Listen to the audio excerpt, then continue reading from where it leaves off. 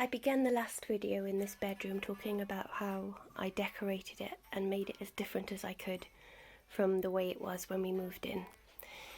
And although the weather is still incredibly rainy and bleak, and the grey skies are just like a lid over London and the whole of the southeast, I can't put off doing a tour of the rest of the flat, or most of the rest of the flat, until the sunny weather comes, which is apparently a month's time. So I'm going to show you the rest of the places I decorated in the flat, which were actually just the hall and the living room and the other bedroom a little bit. I couldn't do any more because we didn't have any more money to do anything. But hopefully we'll do the kitchen in time. The bathrooms can just pretty much stay as they are because they're very functional and they're fine and not worth showing. So we're leaving the main bedroom and it's in the evening time. It's been a really rainy day, and now I'm going to turn around and show you the hall. And first of all, I'll insert a picture of how it was before. And while I turn around, I'm going to say that my inspirations were arts and crafts, art deco, and kind of Scandi Swedish folklore.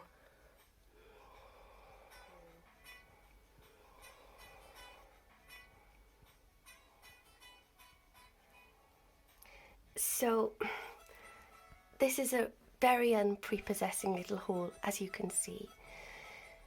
The doors are horrid, the floors are horrid. They're just white tiles. And so I put lots of little Ikea rugs down, and they're kind of folky and Scandi and got that peasantish kind of vibe I wanted to go for. I bought some very cheap wallpaper. I think this was $12.99 a roll, and the colours give away how cheap the paper was. But to be honest, the pattern is lovely, and the overall effect, I feel, really lifts this space. Although it's a dark paper for actually a dark hall, I don't feel it closes it in. I feel it just makes it more lovely, more vibrant, and wallpaper is one of the cheapest and quickest ways to lift a space when you can't actually do any architectural changes. These little pictures are Ikea frames. I think the frame is called Hovsta. It's a square frame, and I painted the middle one brown, and you'll be able to see that I painted some others brown.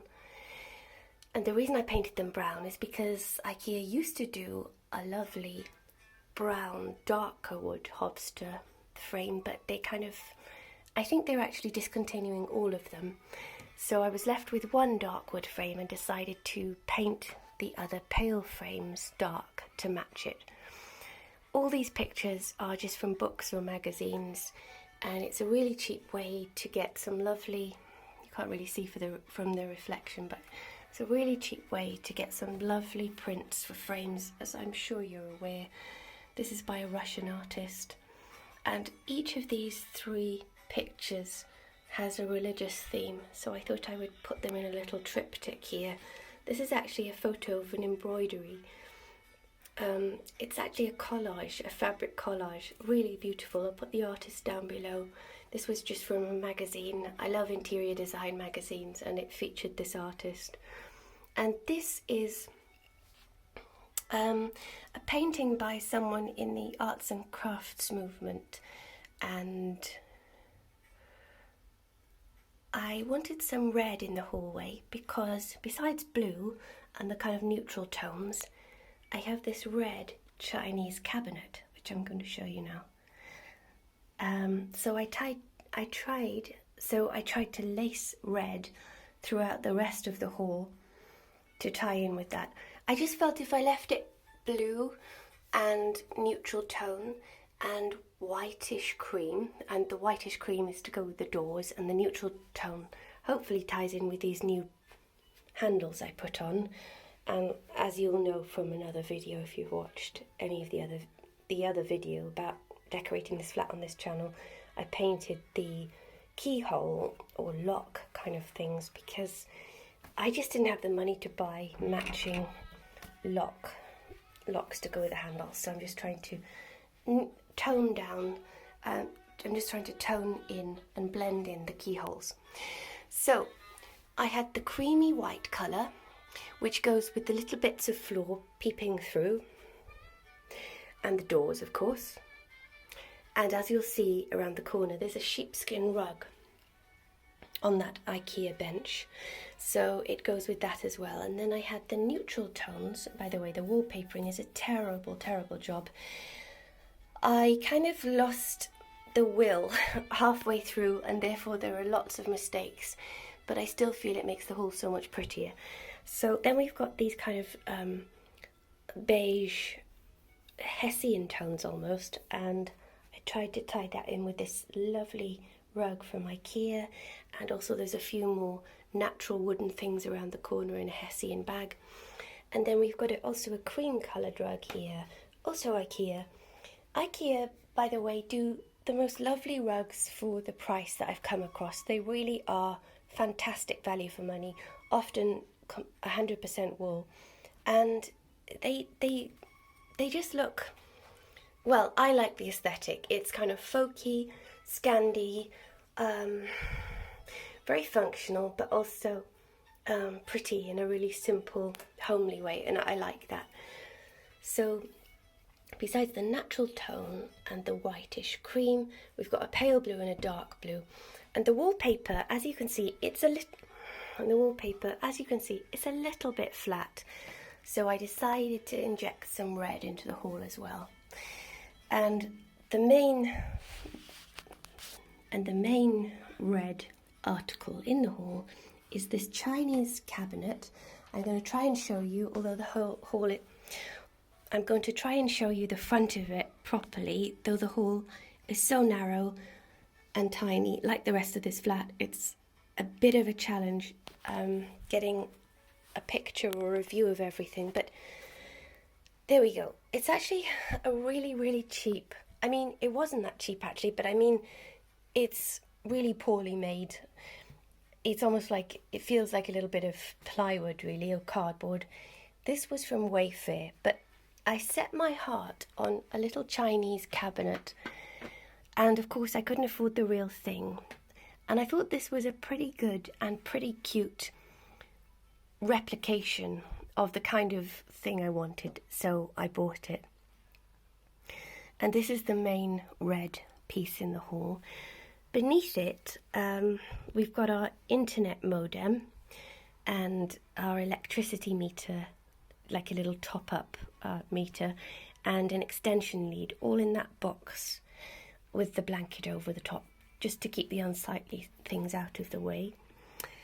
Then on top of the cabinet, we've got some fake plants again, because I can't keep real plants alive. It's just too expensive to keep buying them. The flat is really dark, so there's no way a real plant would survive here. So these are from Ikea, and this one's not so great, but this one I think is actually pretty amazing, this orchid. You can see it's got the little kind of tubers at the bottom, and I put the moss in there, as you'll know if you've watched some other videos. And I put the moss in here as well. I think I've overcrowded this little cabinet a bit. It was a real challenge actually finding a cabinet narrow enough to fit in this little hall, and that's another reason I picked this, because it was so shallow. I've got some reed diffusers. I can't remember the company, but I'll link them down below, because they really are the loveliest smell I've come across. Then I've got the lovely Art Deco letter rack again, which I actually keep on my desk really. I just put it here for the sake of this video, because we don't put letters here, but it does look lovely in the hall, and it would be the place for a letter rack possibly. And then I've got this really, really beautiful, I think it's porcelain. It's like a fairy tale swan, with a little carriage behind it. This was an eBay find, and we keep our keys in there. And then I have a very cheap little brass effect lamp. I think it was from the range, believe it or not. I've got another lamp from the range, which I'm actually quite pleased with. And this is one of the touch lamps. You touch it and it gets brighter. And, oh, actually you can see it all a lot better with the lamp off. Yeah, but I bought it because I thought it looked a bit Art Deco, and besides arts and crafts, I was really inspired by them. Some of the really gorgeous Art Deco designs when I decorated this flat. This is an Ikea plant pot. This is an antique, I think really lovely blue and white Chinese vintage planter from eBay. Again, not that much money at all. With this wallpaper, as with the Rhabarber wallpaper by Barasta Peter in the bedroom, it was actually really difficult finding things that complemented it and didn't clash or blend in. And this planter does blend in a little bit, but I think because it's on the red cabinet, it kind of stands out enough. And this picture I really love. It's actually a tapestry, and again it's from eBay. And it has a little bit of red, which ties in with my pinky red tones in the hall. And I found that black was a really good colour to put with this wallpaper. And I really loved the chunky, thick black frame with the gold insert. So that's an eBay find. And then this mirror I've had for ages. I think I bought it in either an antique shop in Hampstead or I can't remember, but it was just a junk shop find. But isn't it lovely? And size-wise, it goes really well, I think, with the little Chinese cabinet. Yeah, I think it's lovely. I love it because it's convex and, you know, it's battered. But that's the nice thing when you don't have really expensive things. You're free to buy up junk shop finds and, you know, any old second-hand bric-a-brac and put it together and make something special. I wouldn't want to own really expensive things, I don't think, because I'd get too, well, you get too worried about them. But also, I'm actually quite attached to my second-hand junk stuff as well. Now, this is, again, to tie in with the red of the Chinese cabinet and the black. I have quite a lot of black frames and on this blue wallpaper. This is, again, an eBay find. I think it's vintage, and it's a tapestry, and I just thought it was so cute and very folksy, and so that fitted my aesthetic. And then this, I think this is absolutely beautiful. It's actually painted on glass, and it's from the 20s or 30s. I think the 20s, actually. And it's an Art Deco print, again from eBay. It's got this lovely, lovely, delicate little black frame around it. Then this is just a print from my book about the arts and crafts movement, which I bought secondhand on eBay again. I think this is William Morris's, one of his only surviving paintings, and the person who wrote the book was saying that you could see he wasn't a very good painter, but I like it, and it's got some nice rusty red tones to tie in with the red in the hall. Sorry about the quality of that. It's always difficult videoing or photographing glass. This is just a cheap Ikea black frame that I'm not that happy with, but it's alright. And yeah, so that's that corner. Oh, and there's a fake fern in an Oliver Bonus planter, because I just always think a fake plant makes the space better, and I wanted something to kind of come down from above. It's such a challenge decorating this flat because every space is minuscule.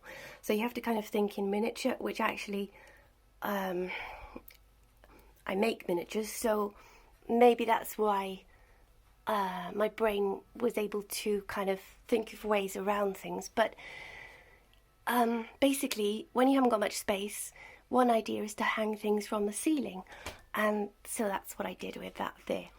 So then we've got, as I said, all of these rugs for Ikea for not very much money, even this little rag rug here. And now we've got my real find for the hallway, which is a genuinely antique arts and crafts hall stand, which I got for the princely sum of £70 on eBay.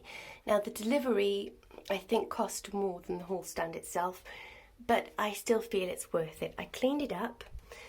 I also made a piece of wood to stick here, because this little bit sticking out here was completely missing. And I'm so annoyed because you see this metal thing here, this metal kind of hook thing. I have this somewhere, but I can't find it. So that another one of those is meant to stick on here. Now you can see I've painted this, that it's wood, and then I put polyfiller on it and I painted it. But from a distance, it's okay. And I'm happy with it because it makes the hall stand look a little bit less lopsided. And although there are coats and bags and hats on here at the moment, I think you can see that it is a really lovely piece. I do also have this umbrella tray, this green metal umbrella tray for this slot here. And so frustratingly, I've forgotten where I put it. I put things in such safe places that I can never find them. So anyway, I just use those umbrella trays for shoes at the moment. I've got an Ikea folksy style Scandi cushion on there to tie in with the red and blue of the hallway.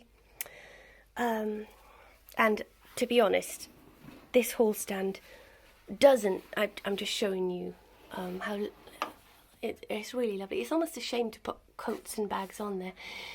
And I think that is why I just love antique things, because they were so beautiful and so well made, and it's so rare to have that these days.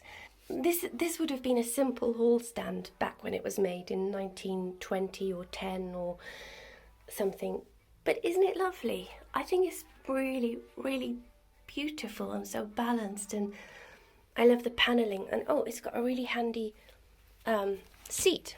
I mean, the seat comes up as well, so we can store things in there. Yeah, I was saying most of the time it really doesn't look like this. I've taken our ugly coats off because most contemporary coats are not very aesthetic, and I can't find my Reese coat with the nice fur collar at the moment. I don't think I have it in London. So basically, I just tried to dress the hall stand up and make it look as nice as possible, because it really is more than a functional piece of furniture. It's a thing of beauty, and I think, well, that was William Morris's main motto, wasn't it? That things should be functional and beautiful, and if they were neither, then you should get rid of them. Now, this is another print from actually one of my interior design magazines. I thought it was really lovely. Sorry you can't see it that well. And again, I just put it in one of the Ikea Hobster frames and painted the frame dark. And on the other side of the hall stand, I've got a genuinely antique picture of some Art Deco style, well, swans. Actually, it's just cut out of my Arts and Crafts Movement book that I bought on eBay. And on the top of the hall stand, just for now, I've put the lovely pair of white china doves that I still don't really know what they are, whether they're candlesticks or some sort of oh, I remember, yeah, they're Victorian, and in the Victorian days people used to use tapers to light the fire, and these would have held tapers and they would have sat on the mantelpiece. But as I showed in my bedroom video, they're just really, really lovely. And I've learnt a lot. I've learned such a lot decorating this flat, and one of the things I've learned is the power of symmetry. So you can make a space look quite finished if you put two matching items in it. This might seem really basic to a lot of you, and but I was a novice.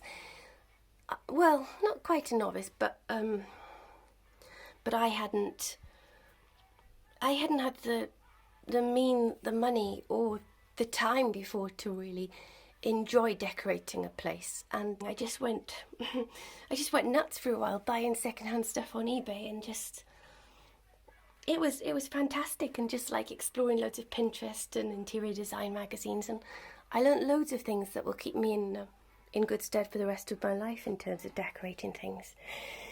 So yeah, so now we've got, it took quite a while actually working out the configuration of rugs in this hall, but I did it in the end. So we've got the creamy white from the wallpaper, the Hessian colour from the wallpaper, we've got the blue from the wallpaper, and now we've got a really, really cheap rug from Amazon, which is red, which ties in with all the other red bits in the hall,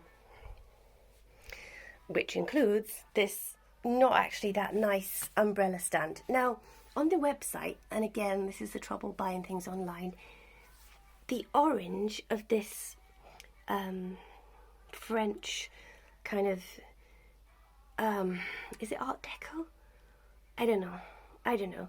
This French woman's skirt and hair were bright red, and the colours weren't like a horrible weak coffee colour, and it just all looked so much nicer. But anyway, I've got it now, and I've got a red umbrella and a black umbrella in there, and I think the general effect is good. Again, we've got one of my brass handles substituted for the horrific grey plastic tubes that were there before.